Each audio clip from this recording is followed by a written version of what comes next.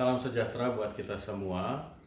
Pertama-tama terima kasih buat teman-teman pendeta di KSJ dan juga lintas komunitas yang menyediakan sarana, informasi, dan publikasi dengan platform namanya Jaim. Jika aku dalam tanda kurung ingin menjadi 5 menit, mudah-mudahan 5 menit bisa tersampaikan ya.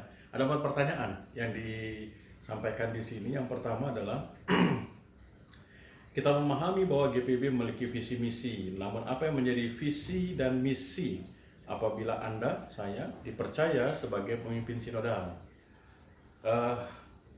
Saya mau katakan begini, 25 tahun saya ada dalam pelayanan GPIB, 2 tahun sebagai vikaris, 23 tahun menjalani tugas sebagai pendeta.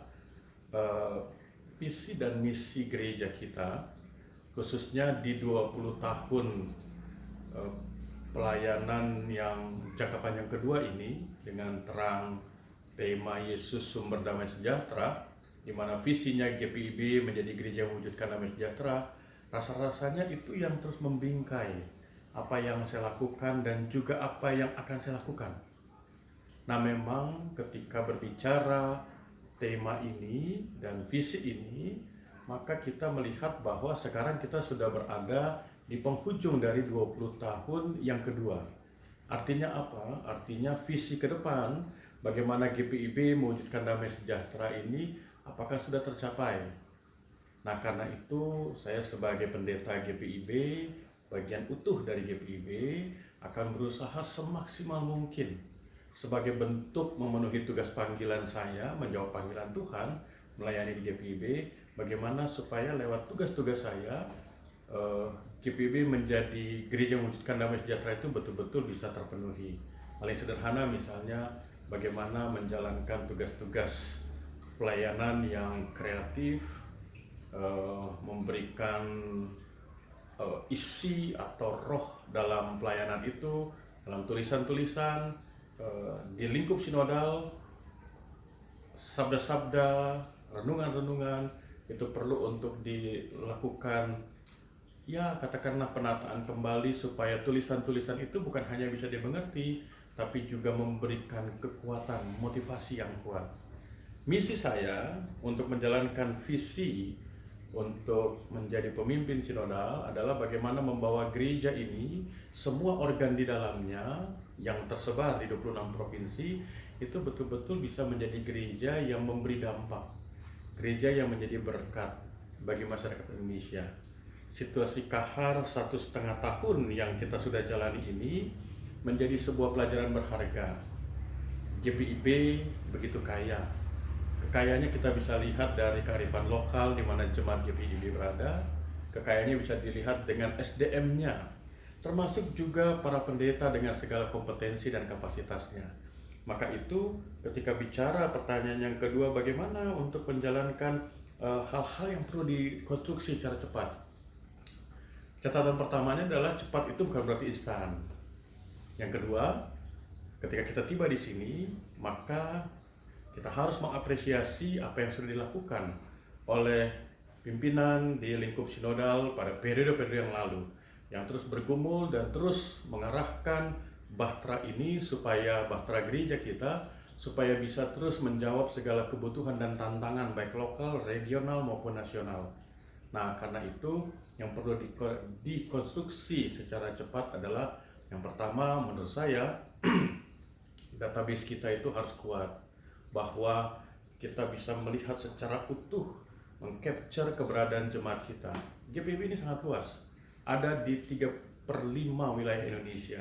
Karena itu melihat secara detail setiap jemaat itu penting. Supaya apa? Supaya ketika kebutuhan pelayanan itu diangkat ke atas, bottom up, maka pelayanan itu menjadi efektif.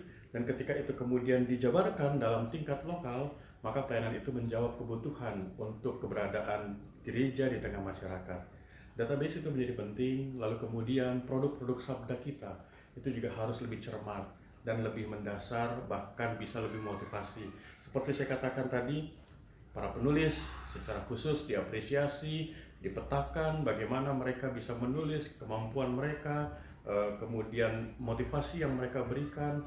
Lalu kemudian juga pemetaan para pendeta dengan kompetensi dan kapasitas mereka. Lalu kemudian yang juga perlu untuk dikonstruksi lebih cepat adalah bagaimana komunikasi antara sinodal, kemudian di lingkup upal, di lingkup jemaat, kesigapan, kecepatan, ketepatan itu juga perlu.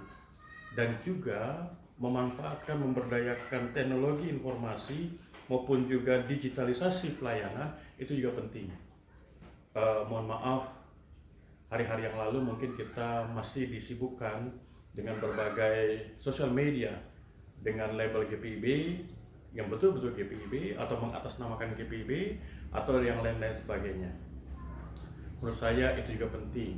Sebagai lembaga yang besar di Indonesia ini, kita perlu menata itu dengan lebih tepat dan cermat, sehingga siapapun warga jemaat GPIB dimanapun mereka berada memanfaatkan sosial media itu dengan tepat untuk menjadi berkat dalam pelayanan gereja Tuhan.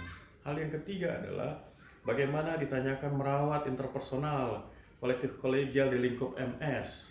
Nah, saya mau cerita begini, bahwa sejak awal saya melayani sebagai vikaris GPIB sampai hari ini, saya dan juga ketika saya berkeluarga dengan keluarga, tidak pernah tuh atau jarang sekali ketika berjumpa dengan rekan pendeta ditanya alumni mana, suku mana dan lain sebagainya. Enggak.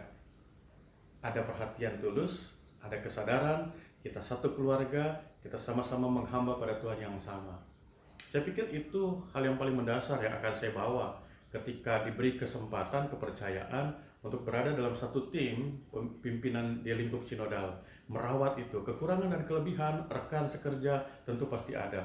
Tapi penataan lewat pedoman kerja, lewat tugas fungsi, saya pikir itu akan membantu kita. Ketulusan, kesadaran, kita menghamba pada Tuhan yang sama, mencintai gerejanya, itu membantu kita merawat interpersonal kita menjadi lebih baik. Dan yang terakhir, bagaimana Anda memahami proses pemilihan ini sebagai sebuah panggilan? Sekali lagi saya ulangi bahwa sejak saya menjalani masa vikariat, maka disitulah sebenarnya saya menjawab panggilan Tuhan. Dan panggilan Tuhan di gereja Tuhan ini, mulai dari masa vikariat bahkan sampai hari ini dan seterusnya, bukan soal jabatannya, tapi soal kepercayaan yang diberikan. Kepercayaan sekecil apapun harus dikerjakan dengan tanggung jawab yang besar. Karena itu, ketika bicara tentang pemilihan di bulan depan, mungkin ada pertanyaan begini, apakah Bapak Pendeta Persam bersedia dicalonkan? Saya jawab, saya bersedia. Komitmen saya sejak awal, saya melayani di gereja ini, melayani Tuhan melalui GPIB. Lalu ditanya, apakah Pak Pendeta bersedia dan memilih jabatan yang mana? Nah, untuk jabatan ini saya harus katakan, saya tidak melakukan pendekatannya lewat pilih jabatannya dulu, karena bukan tujuan. Tapi saya mau bicara bahwa saya punya concern, saya punya passion, saya punya kompetensi, saya punya kapasitas untuk saya kontribusikan bagi gereja ini. Bidang teologi, organisasi, bidang pembinaan, penataan, dan seterusnya. Artinya apa? Kalau orang mengatakan bahwa oh berarti itu tugas dan wewenang atau wilayah kerjanya seorang sekum, bahwa bersedia dicalonkan sebagai sekum, kalau memang itu bidang kerjanya, saya bersedia untuk di situ. Jadi bukan jabatannya, tapi kerjanya. Nah, karena itu terakhir sekali saya mau katakan terima kasih kepada Bapak Ibu yang sudah boleh menerima informasi saya dan mencernanya dengan baik. Kita gumuli sama-sama seluruh tugas panggilan kita di hadapan Tuhan melalui gereja ini. Dan kepada teman-teman KSJ, teman-teman pendeta di KSJ, terima kasih untuk ide-ide kreatif, proaktif dan progresif.